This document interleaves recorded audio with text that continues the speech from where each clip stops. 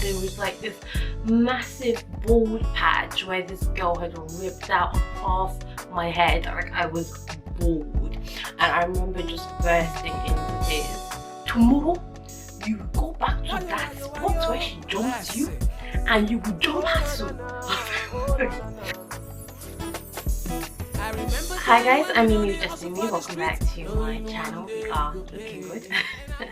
Feeling good. So I just come back from work and I was like, am I gonna redo my makeup and put some false eyelashes on to film? And I was like, nah, we're just maybe top up the lipstick a little bit, but that's about it. I'm sorry, y'all. Like, working is hard. You all know, like, I haven't had a job in, well, I had 7 weeks off work and I had almost 2 months I hadn't worked, and just, yeah, I'm struggling. I'm not gonna lie. Every day I come home I'm super tired. But anyway, I'm rambling. Today I've got a story time for you guys and we are throwing it back. How many years?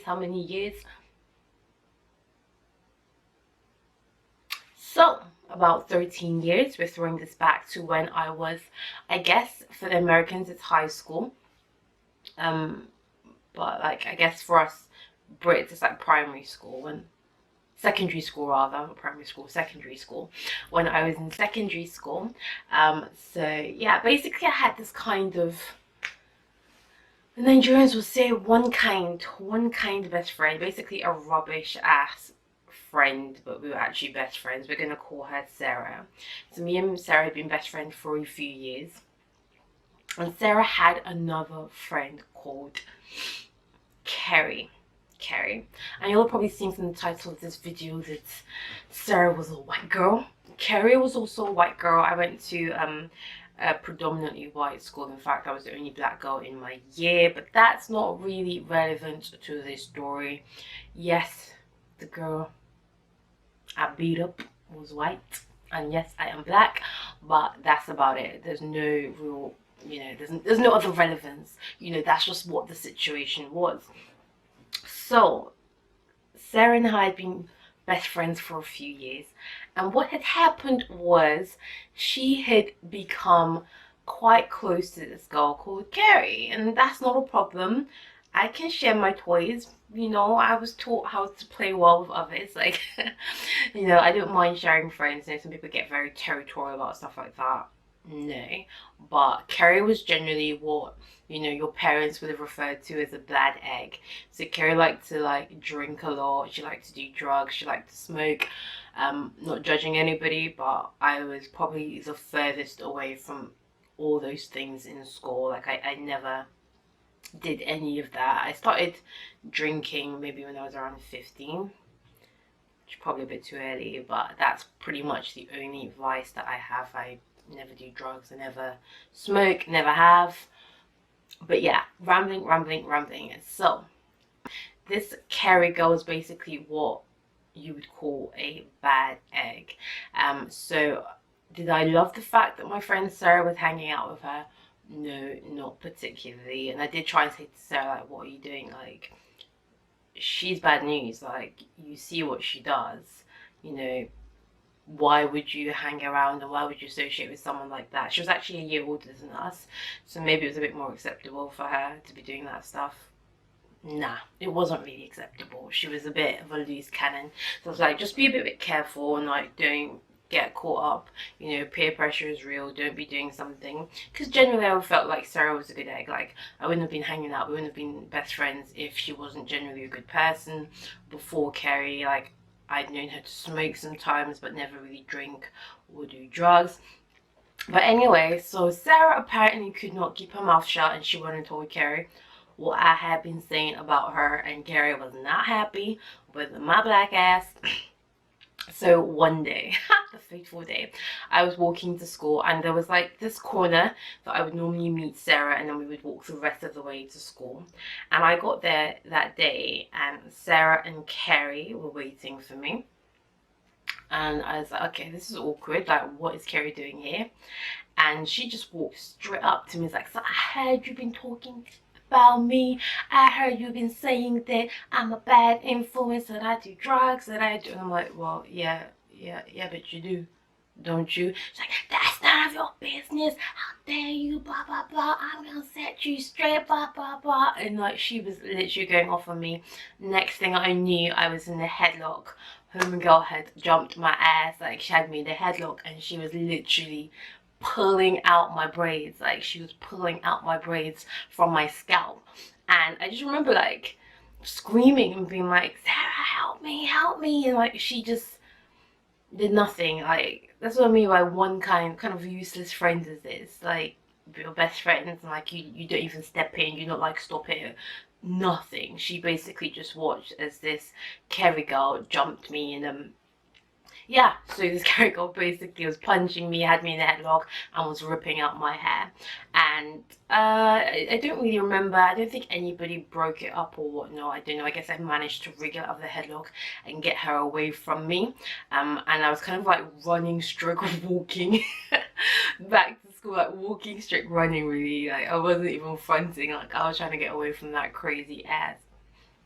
So I was like running away, and then she was running after me, and she had literally like 15 braids, you know, in her hand, and she was like, run, bitch, run. And she dropped all my hair on the floor, and I was like, oh hell no, like what do I do? Do I go back? And bearing in mind that like there's like a crowd gathering now, all the other students that were on the way to school, you know, they were walking by, and I was like, do I go back? Do I pick up the hair? Like, what do I do? And I was just like, do you know what, I'm gonna go back and pick up the hair, because I'm literally the only black girl in this school. Everyone's gonna know if that hair is lying on the floor that belongs to me. So just like trying to like squeeze past her and grab the hair and run. And I remember just chucking it in the bin, and my god, like the back of my head hurt so bad. But at this point I hadn't even realized that she had ripped out my natural hair. I thought she just literally just pulled the hair extensions out. I don't know how I didn't realize that. I was in so much pain, and I just went back to like classes in school. Everyone's always obviously like, hey, you're right, what happened? And I was just like, no, we're just not going to talk about the fact that this little girl just beat me up, and you know, we're not going to talk about the fact that my best friend just had me jumped. Thanks. So yeah, and I remember like being halfway through first period and just being like, nah, this pain in the back of my hair is real, like I need to go and check this out. And I went to the toilet, and I just lifted up the back of my hair, and there was like this massive bald patch where this girl had ripped out half my head. Like, I was bald, and I remember just bursting into tears once I realized like I was now a patchy bald person, like, and I was really upset. And at the end of the day, like, I just avoided, like, they were avoiding me anyway. I think she was really scared that I was gonna like report her and tell on her, you know, and get her in trouble. But you know, we ain't no snitch. So so I ended up going home, and when my mom got home that evening, I was like, Mom, look at what this girl did to me. Mom was like, which girl did that to you? No, explain. I'm like, Mom, like, she jumped me. I was just minding my own business, you know. She's a bad egg, Mom. She's a bad egg, and she just made me bored. Mom's like, no, girl, we'll do this to my daughter. Tomorrow, you will go back to that spot where she jumped you, and you will jump her too. Mom, what the hell do you mean by you? She's like, so she took your hair, you must take her own hair too. And I'm like, bruh, man, that's just, it wasn't what I was expecting my mom to say. But when she said it, I'm actually like, you know what, that makes sense.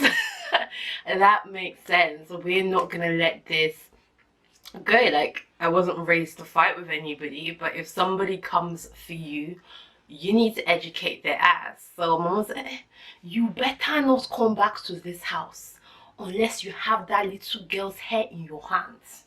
I said, yes, Mom, I have received my orders. I'm going to get it. I'm going to go and beat her. That little ass girl is getting jumped.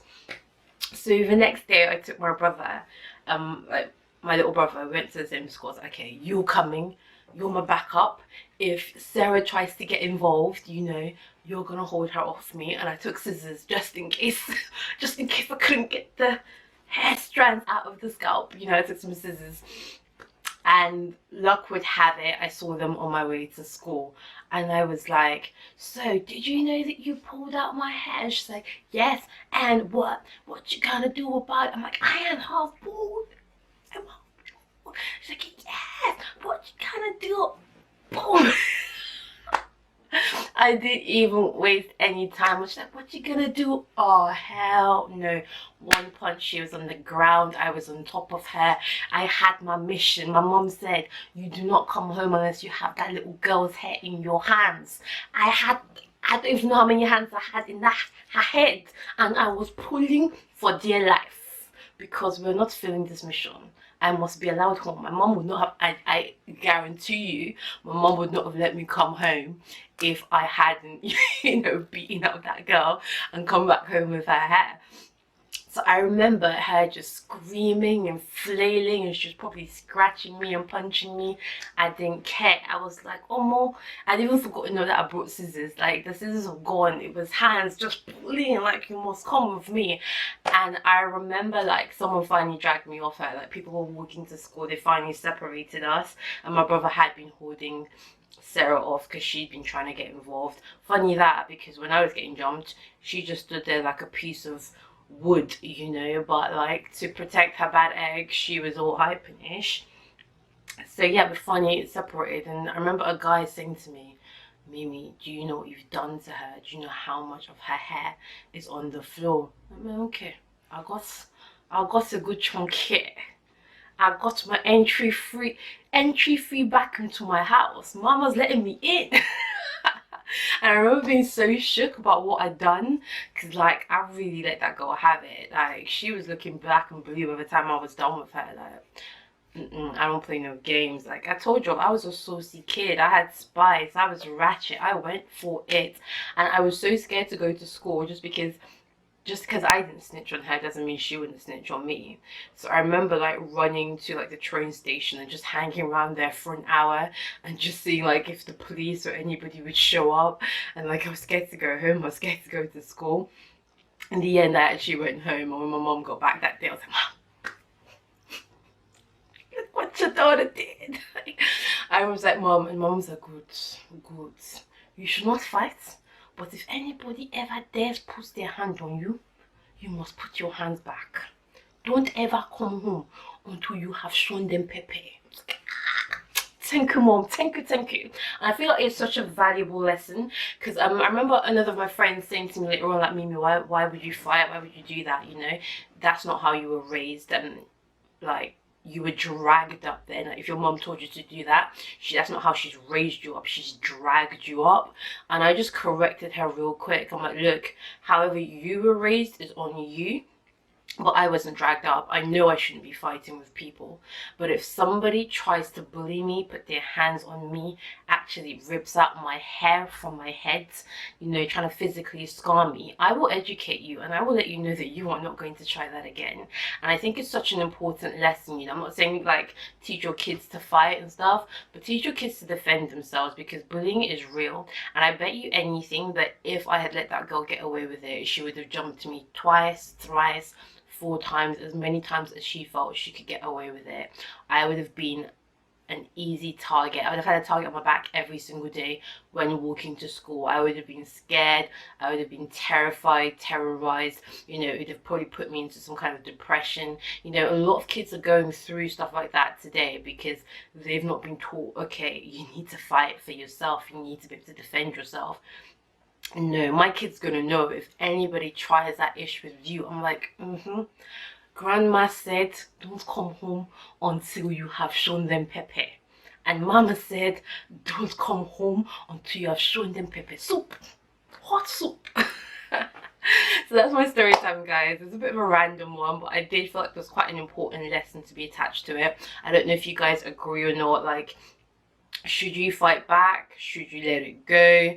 Like, what are your views on it? I do feel quite strongly that, like, no, you need to let that bully know, you need to let that person know that you're not going to be an easy target, you're not going to be a walkover, and they need to think twice, because she never tried that ish again. Like, I promise you, I saw her day after day after day after that, and she crossed the road whenever she saw me. She knew Mimi wasn't having that. So yeah, that's my story time, guys. I hope you guys enjoyed it. That was the time Mama told me I'll beat that little white girl up. Kids are cruel and life can be hard, and people are damn near committing suicide because they're being bullied and picked on. You know, if you have to defend yourself, defend yourself. If you have to teach your kids to defend themselves, teach your kids to defend themselves.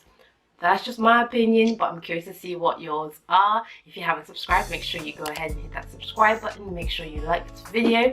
And also, guys, I'm busy because I'm back to work. I'm just like, oh, when I get home, do I have the energy to film, edit, post, blah blah blah? But I do want to still carry on doing 2 videos a week for you guys, but I need yours help. What kind of videos do you want to see? I am going to do a video soon about like how to slay at work and like work attire, you know, some ideas for like office slay. Don't worry, I got that. But if you guys have any other ideas, don't forget to comment them below. Let me know what kind of videos you want to see.